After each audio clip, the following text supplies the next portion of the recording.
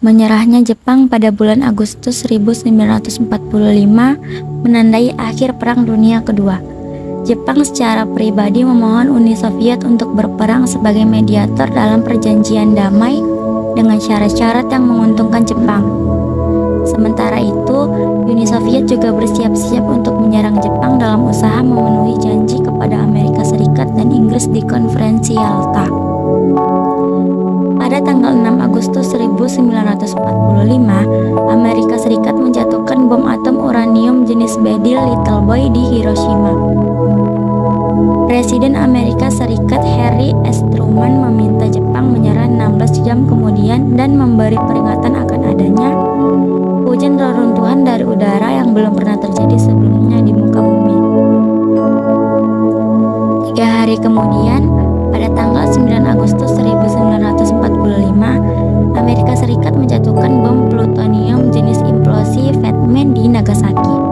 Dalam kurun 2-4 bulan pertama setelah pengeboman terjadi, dampaknya menewaskan 90.000 sampai 146 orang di Hiroshima dan 39.000 sampai 80.000 orang di Nagasaki. Kurang lebih separuh korban di setiap kota tewas pada hari pertama. Pada bulan-bulan seterusnya, banyak orang yang tewas karena efek luka bakar, penyakit radiasi, dan cedera lain disertai sakit dan kekurangan gizi. Di 2 kota tersebut, sebagian besar korban tewas merupakan warga sipil meskipun terdapat garnison militer besar di Hiroshima. Alasan Amerika menjatuhkan bom di Hiroshima dan Nagasaki: 1. Padat penduduk. 2. Pusat berkumpulnya tentara dan pelabuhan keberangkatan penting. 3. Tempat tinggal kaisar. 4. Merupakan kota penting untuk aktivitas industri dan militer. 5. Telah beberapa kali mengultimatum. Pada 9 Agustus 1945 juga, Uni Soviet melancarkan penyerbuan mendadak di koloni Jepang di Manchuria, Manchukuo yang melanggar fakta netralitas Soviet Jepang.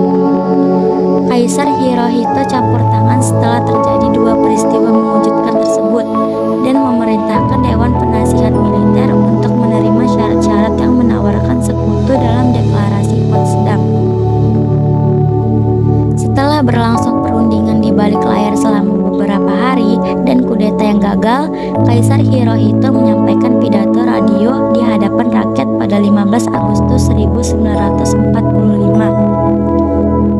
Dalam pidato radio yang disebut Gyukwon Hoso, siaran suara kaisar, Hirohito membacakan perintah kekaisaran tentang kapitulasi, sekaligus mengumumkan kepada rakyat bahwa Jepang telah menyerah kepada sekutu.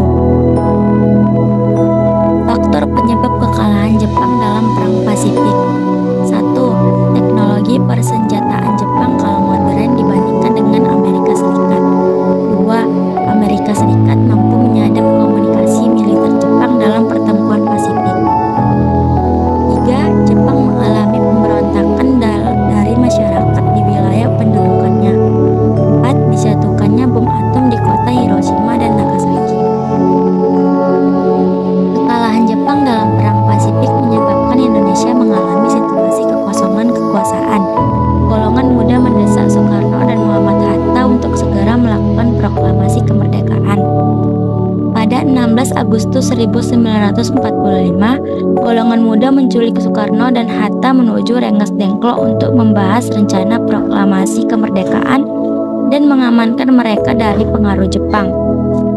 Selanjutnya terjadi perdebatan sengit antara golongan tua dan golongan muda tentang kapan proklamasi kemerdekaan Indonesia. Perdebatan antara golongan tua dan golongan muda berakhir ketika golongan tua bersedia untuk memproklamirkan kemerdekaan Indonesia pada tanggal 17 Agustus 1945.